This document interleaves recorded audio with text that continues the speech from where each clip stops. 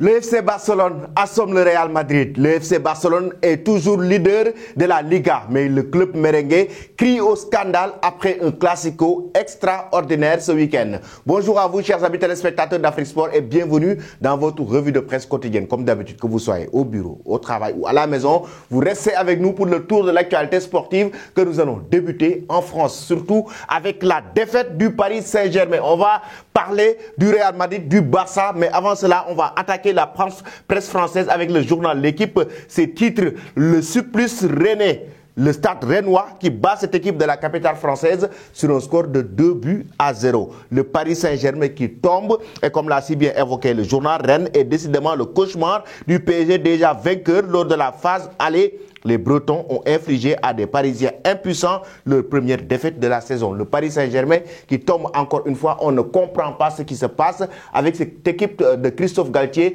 qui a été éliminée. D'ailleurs, en Ligue des Champions par le Bayern Munich, et Christophe Galtier, en conférence de presse, a essayé de justifier la défaite du PSG pour dire qu'il faut comprendre les joueurs. Il y a énormément de joueurs qui viennent du centre de formation pour renforcer l'effectif du Paris Saint-Germain avec beaucoup de blessures. Ce qui veut dire que c'est une défaite non seulement du PSG, mais une défaite de la direction. Pourquoi? Parce que c'est la direction qui a failli lors des recrutements. Je l'avais évoqué ici dans cette revue de presse. On n'a pas compris, chers amis, pourquoi aujourd'hui le Paris Saint-Germain et comment le Paris Saint-Germain en est arrivé là, à ce stade de la compétition, sans joueur de classe mondiale, à ce stade de la compétition, sans joueur capable de faire la différence aujourd'hui, sans Kylian Mbappé, Messi. Aujourd'hui, le Paris Saint-Germain qui tombe avec cette équipe face à cette équipe du Stade Rennais. Maintenant, j'aimerais vous poser la question aujourd'hui, est-ce que le PSG est sur le point de perdre sa place de leader en championnat de Ligue 1? Pourquoi?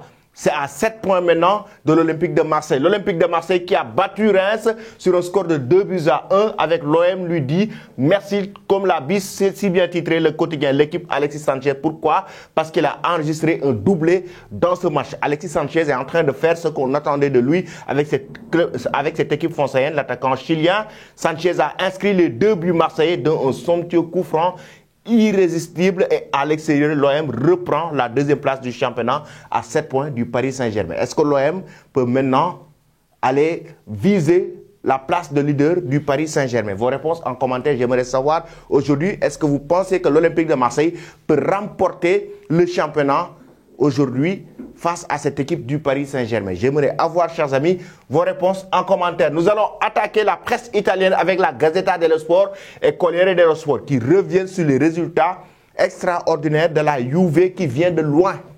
La Juventus de Turin qui bat de la plus belle des manières cette équipe de l'Inter de Milan sur un score de 1-0. Et la Juve, maintenant qui est à la 7e place du classement de la Serie A italienne, la Juve actuellement aussi qui n'a pas encore dit son dernier mot, qui revient de loin. Il faut rappeler qu'en début de saison, la Juve a été sévèrement sanctionnée, pratiquement de 10 points, et ça les a régressés en bas du tableau, et ils sont en train de se battre pour revenir maintenant en haut du classement de la Série A. Et pour le moment, la vieille dame est en train de faire ses preuves, raison pour laquelle ils ont battu cette équipe de l'Inter de Milan sur un score de 1-0.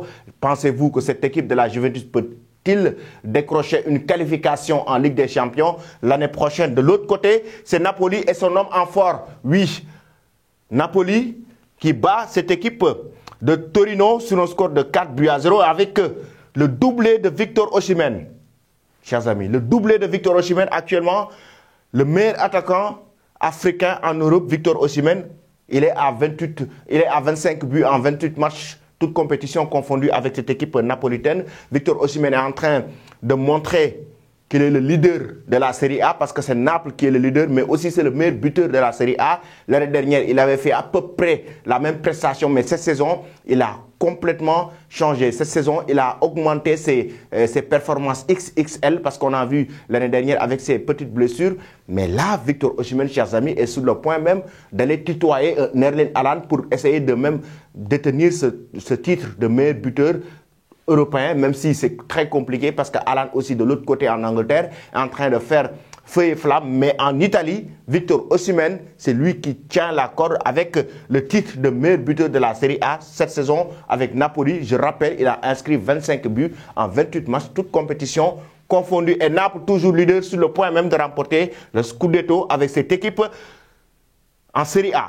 Chers amis, nous allons attaquer la presse maintenant anglaise, qui revient sur la belle victoire des Gunners d'Arsenal et ce match de Manchester United face à Fulham. Les Gunners d'Arsenal qui ont battu Crystal Palace avec le doublé de Bukayo Saka qui a inscrit un doublé et qui permet aujourd'hui au journal Star Express Sport qui nous dit que pour le moment, Arsenal, les Gunners sont en train de voler. High Flying Gunners, ils sont en train de voler et là, les Gunners d'Arsenal sont toujours leaders du championnat mais cette fois-ci à 8 points de Manchester City. Arsenal avec 69 points. Comme vous l'avez vu au classement, Manchester City deuxième avec 61 points.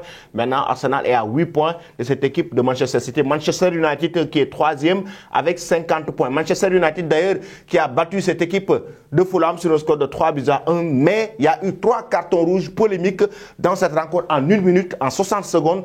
3 cartons rouges dans ce match. L'arbitre a infligé déjà à Silva, l'entraîneur de cette équipe de Fulham, un carton rouge et les joueurs de cette équipe étaient fous de rage, raison pour laquelle il a donné un autre carton rouge aujourd'hui à Williams et à un autre joueur, Mitrovic, raison pour laquelle il y a eu énormément de polémiques en Angleterre. En 60 secondes, l'arbitre a infligé 3 cartons rouges à cette équipe de Fulham, ce qui crée beaucoup de polémiques du côté du Royaume-Uni, chers amis. Nous allons en Allemagne pour évoquer la défaite du Bayern Munich face au Bayer Leverkusen, le Bayern Munich qui perd maintenant sa place de leader.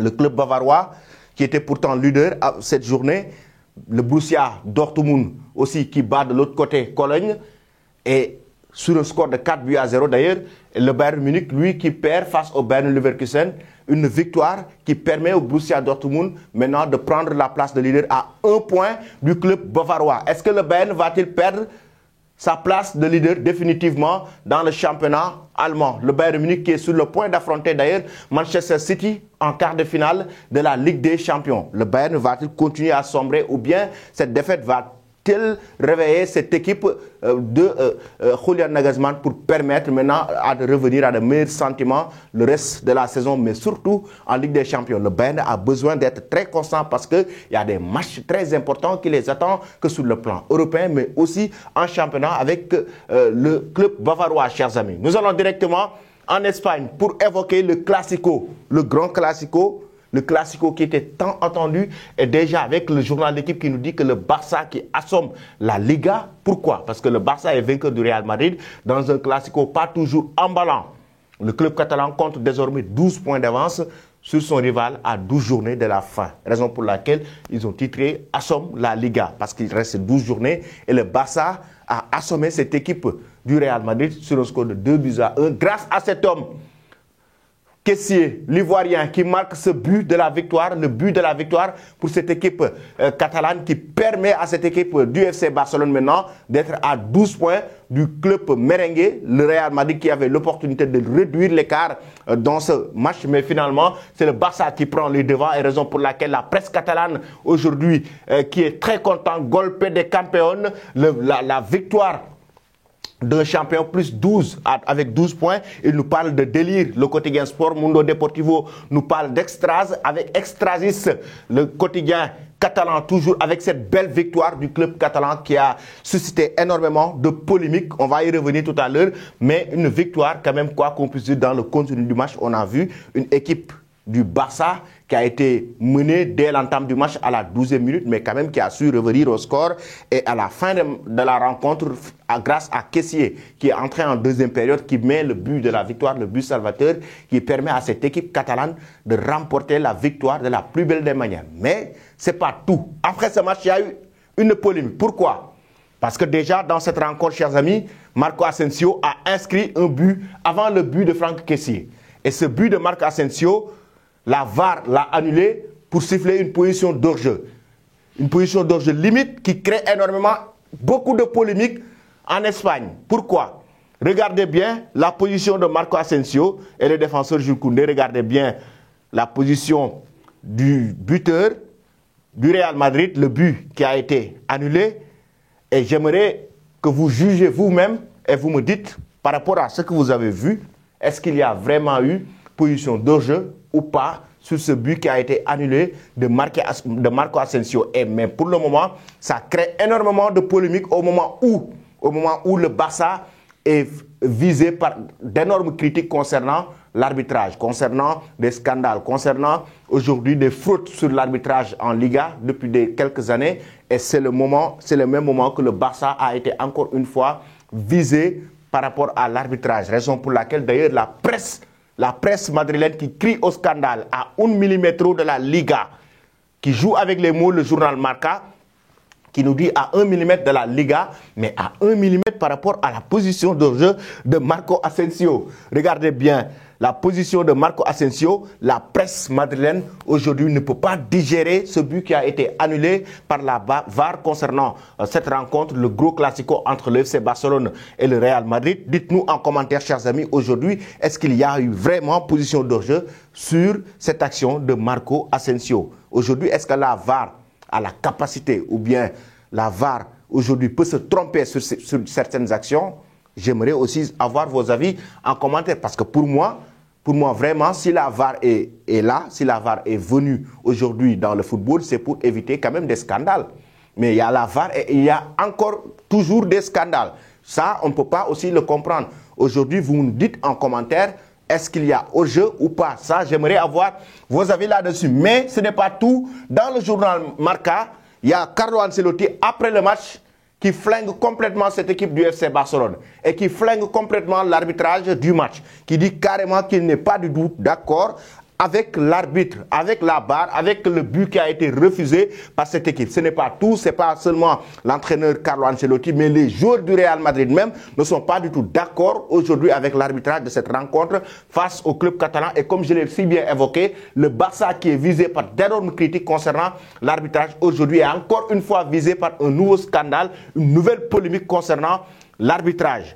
Xavi Hernandez, lui, qui dit carrément qu'il n'est pas du tout d'accord avec les propos de Carlo Ancelotti en conférence de presse. Lui, de l'autre côté, Xavi, il explique carrément qu'il a été surpris des propos d'ailleurs de Carlo Ancelotti. Pourquoi il a critiqué sévèrement l'arbitrage ou bien critiqué sévèrement aujourd'hui le club catalan. De l'autre côté, le quotidien AS qui revient sur cette polémique concernant ce classico entre le FC Barcelone et le Real Madrid sur ce but refusé de Marco Asensio, mais aussi le journal madrilène qui a taclé sévèrement Karim Benzema. Pourquoi? Il lui donne déjà dans l'intérieur de page une note de 0 sur 10 concernant sa prestation lors de cette rencontre entre le Real Madrid et le FC Barcelone. Il a taclé Karim Benzema et l'a carrément traité d'inexistant, d'invisible dans cette rencontre parce que Karim Benzema a eu seulement une occasion en première période avec un tir qu'il a eu, surtout un dribble qu'il a eu à faire aussi avec Gavi durant cette rencontre. À part cela, on n'a pas vu trop Karim Benzema dans cette rencontre et le journal revient d'ailleurs sur ses prestations depuis le début de la saison avec baisse de régime que nous parle aussi le quotidien madrilène de Karim Benzema El Nueve qu'on n'a pas trop senti cette saison comme on l'avait senti la saison dernière et raison pour laquelle ils l'ont carrément pas raté du tout par rapport à ses performances, surtout ce classico, et estime que Karim Benzema qui devait porter cette équipe du Real Madrid, mais il a commencé à baisser de rythme, il a commencé à baisser de régime, raison pour laquelle aujourd'hui ça lui a coûté très cher. Karim Benzema sévèrement critiqué à Madrid, surtout notamment par le quotidien AS. Chers amis, je vais vous quitter avec cette image. Après cette belle victoire du Barça face au Real Madrid, même si les supporters merengues ne seront pas d'accord du tout avec moi concernant la victoire du club catalan, mais c'est la 5e victoire du Barça face au Real Madrid. C'est la 5e victoire du FC Barcelone face au Real Madrid. C'est la nouvelle statistique qui est née ce lundi, chers amis. Sacré supporter du Real Madrid. Je vous laisse avec cette image. Donc, restez connectés sur Afrisport. Abonnez-vous pour ne rien rater de l'actualité sportive et très bonne journée.